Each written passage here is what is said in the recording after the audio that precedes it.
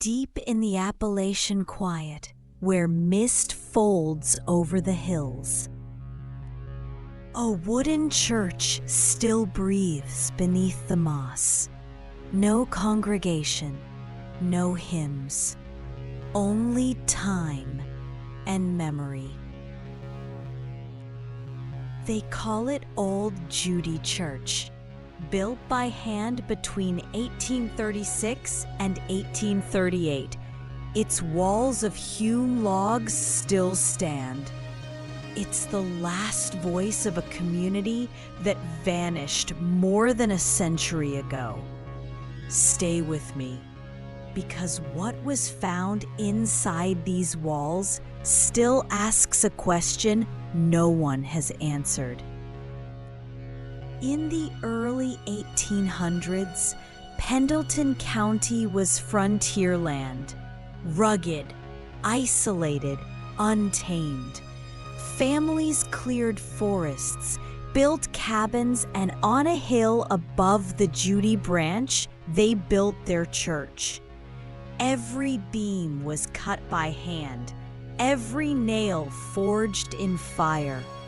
On Sundays, horse hooves echoed through the valley as neighbors gathered.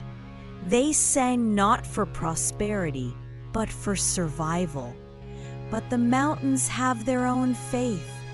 When the Civil War swept through, the congregation split. Brothers stood on opposite sides of the same pew, yet somehow Old Judy remained. Its cross stood against gunfire and grief. By the 1890s, coal and railroads were pulling people away from the valley. The hymns grew fainter until in 1910, the doors closed. The last entry in the church ledger read, "No one came." The church sat empty for decades. Its wood darkened, its roof sank, but its bones held fast, as if refusing to die. Locals say they can still hear the bell on foggy mornings, though the rope rotted away a century ago. Children who wander too close swear the air turns colder near the altar.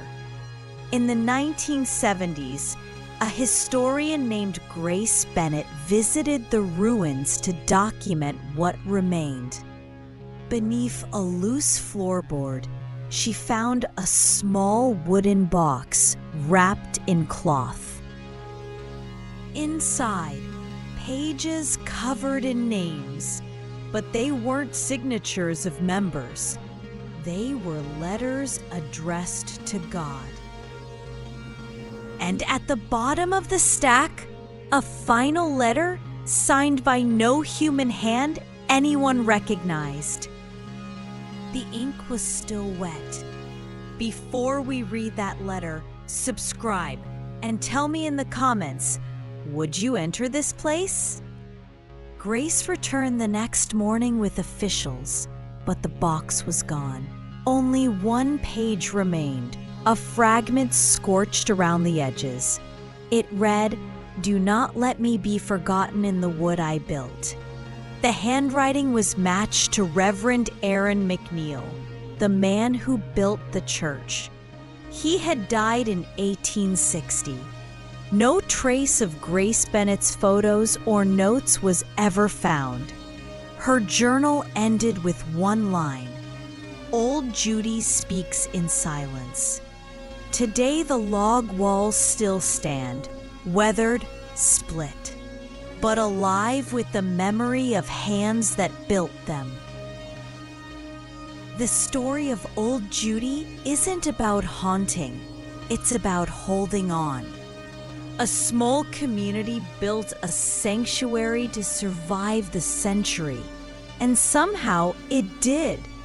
Maybe the church remains so we remember them, the unrecorded, the unheard, the forgotten. When you stand there now, the wind sounds like a choir that refuses refuses to stop singing. And perhaps that's what faith is. Not believing forever, but the courage to leave something behind. This was DAF 033.